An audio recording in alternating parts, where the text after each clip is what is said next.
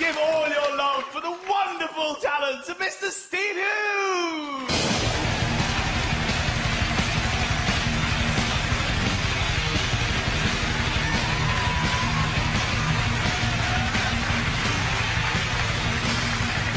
All right.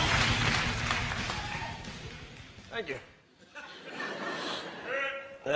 The rest of you relax. I'm thinking the same thing looking at you people. So.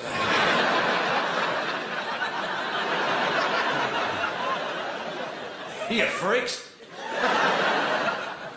Don't worry, there's no need to buy a big issue off me. So, which, by the way, I hope you're decent enough people to do, buy the big issue, at least, you know, give some money to homeless people. I hope you're not those people that go, no, no, I only give my money to registered charities. That way, I know where my money's going. No, you don't. You're not morally superior, you're just gullible and conformist. I know exactly where my money's going, to this bloke with 3 socks and no shoes. And now it's going to the off-licence. Well, it's perfectly acceptable as far as I'm concerned. Well, that's their big moral high ground a lot of the time, you know. You don't give these people money. No. They'll just spend it on drink and drugs. Well, what do you think I was going to spend it on? Hypocrites. What kind of weird world do we live in where they go, don't associate with people less fortunate than yourself who have to live in the street, who have no money, don't help them out by having a conversation or giving them a few coins. Don't do that. Why don't you just send the money to us and we'll make sure they get it.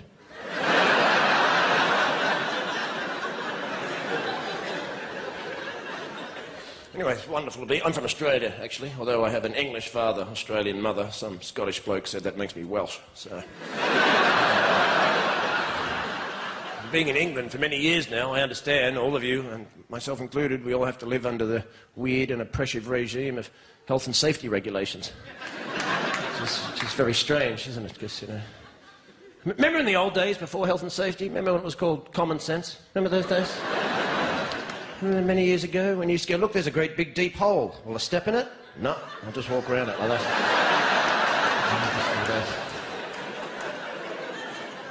Well, how'd you manage to learn to do that? Well,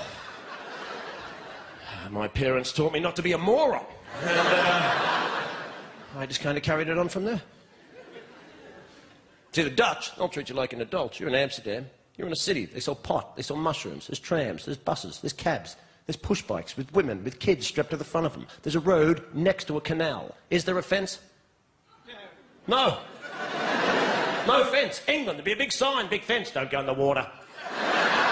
Don't fall in the water and drown. Don't go in. Amsterdam, is your bike wet? Yeah. Well, you're on the wrong bit, mate. So...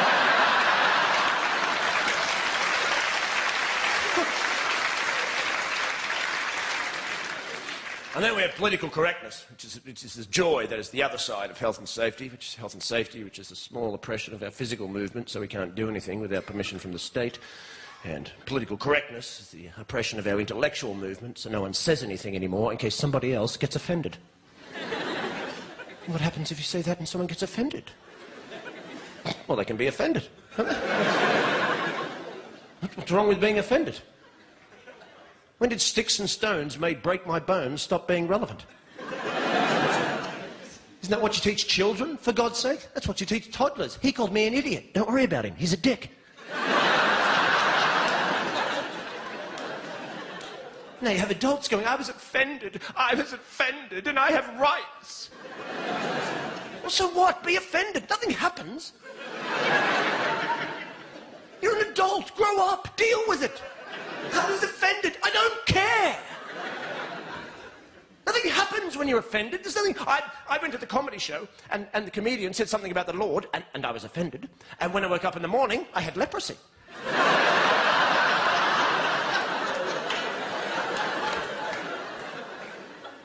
Nothing happens. I want to live in democracy, but I never want to be offended again. Well, you're an idiot. How do you make a law about offending people. How do you make it an offence to offend people? Being offended is subjective. It has everything to do with you as an individual, or a collective, or a group, or a society, or a community, your moral conditioning, your religious beliefs. What offends me may not offend you, and you want to make laws about this? I'm offended when I see boy bands, for God's sake.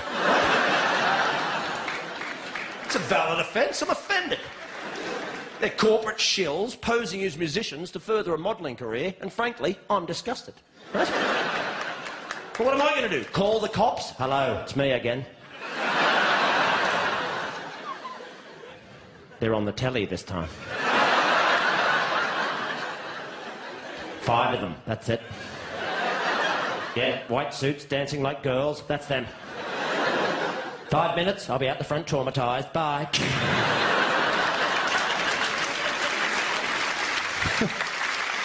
And now we can't smoke anywhere either. No smoking. No. For our health. No, it's not. It's for control. No smoking. Can we still buy cigarettes? Of course. Where can we smoke them? Nowhere. You can smoke them in the woods under a blanket with a torch. Unless it's raining, then health and safety regulations do stipulate that. If you think it's about health, it's not. It's about control. There's an easy way to understand this, because the Irish were the first to stop smoking in pubs. Now, who saw that coming? Not the Irish. I'd love to have been there the day they told them. What? It's us. We're first. Come on, no. In pubs. But we live in pubs. I tried to give them up. I tried to give up cigarettes. I bought a book on addiction. It said apparently in this book, if you're addicted to something, when you give it up, you replace it with something else. Like a hobby. Huh? So I did a pottery course. Huh? Yeah, first day, everyone made ashtrays. Huh? It was a crap plan, you know, and very embarrassing after sex as well.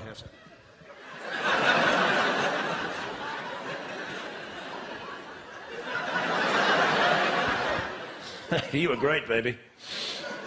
Yeah, I've made you a pot. Thank you very much. Have a brilliant night. Hope you enjoy yourself. Well played, sir. See you, ladies and gentlemen! Oh, we love the Hughes!